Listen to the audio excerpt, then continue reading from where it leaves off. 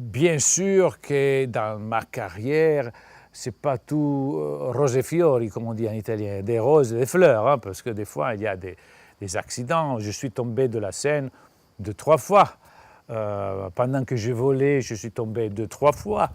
Je suis sorti avec des costumes coincés au centre des costumes. Mais je pense que pour les Français, un des souvenirs plus marrants, c'était quand, dans un gala qu'on a fait ensemble avec Gérard Majax, il y a eu comment dire, le crime de la tarte, où on l'appelle chez les magiciens, c'est-à-dire c'était un gala très important devant le président. C'est pas le président français, c'était le ministre de la culture française, Jacques Lang.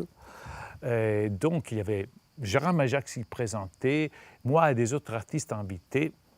Et on fait ce gala et on est dans les coulisses. Et Gérard Majax, très nerveux, parce qu'il devait présenter ça devant son ministre. Il avait préparé, pour faire son numéro, un cabaret, un plateau avec des tartes. Mais il avait mis ce plateau pratiquement ce qu'on appelle les Anglais la green room, c'est-à-dire une chambre commune qu'on partageait avec les autres artistes, avec tous les boissons, les verres. Alors, mon pianiste, qu'il était un type un peu rigolo, mais un peu, tu vois, en chair, tu vois, il demande, est-ce que c'est à toi cette tarte? Non, non, non. Alors, il mange une tarte. Il arrive, Gérard Majax, il regarde que du plateau des tartes, il manque une tarte. Il dit, non! T'as mangé cette tarte? Qui a mangé? Je dis, lui. Qu'est-ce que t'as fait? Tu as ruiné mon numéro. Je dis, mais tout le monde dit, quel numéro? Oui, moi j'ai une prédiction avec la tarte aux fraises que tu viens de manger. Regarde, moi j'ai dans ma poche une tarte aux fraises qui est comme le spectateur avec qui je suis d'accord. Il prend la tarte aux fraises, moi je sors la tarte aux fraises, des gens mangés. Enfin, c'est un effet, moi, qu'est-ce que je vais faire? Enfin, c'est 5 minutes de panique totale. Alors, il y avait un magicien anglais qui s'appelait Ali Bongo, qui commence à dire « Oh, you shouldn't cry on the spoiled milk. » Non, il ne faut pas pleurer sur le lait qui est tombé. C'est vrai. Alors, on pensait tous comment résoudre cette situation. Alors, on a trouvé que dans le même plateau, il y avait 2 tartes les mêmes. Alors, c'est une espèce de millefeuille.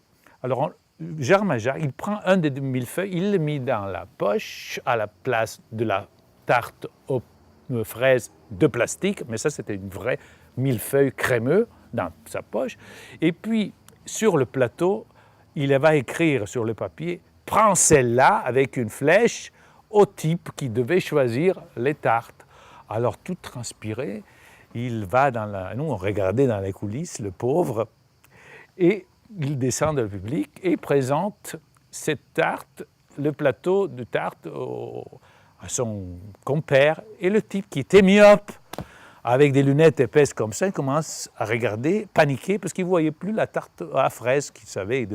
Alors, il dit, prenez une tarte, n'importe laquelle, et fait voir la flèche. Alors l'autre, titubant, il prend cette millefeuille crémeux, parce qu'il y avait la flèche quand même, il l'avait vue, il la mange, et Gérard Majax dit « Ah, je savais qu'il vous aurait pris cette tarte-là, parce que moi, j'ai la même prévision dans ma poche. » Et il sort, il commence à, comment dire, chier cette tarte crémeuse sur le cabaret.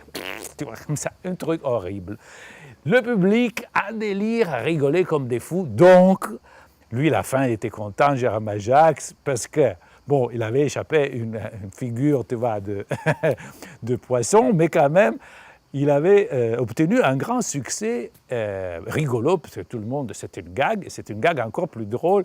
Bon, bien sûr, le costume au nettoyage, 200 francs et tout ça, mais quand même, tu vois que des fois, les choses qui sont tristes et presque une disgrâce peuvent passer à un truc rigolo qui devient un succès. Ça, c'est à tous les niveaux.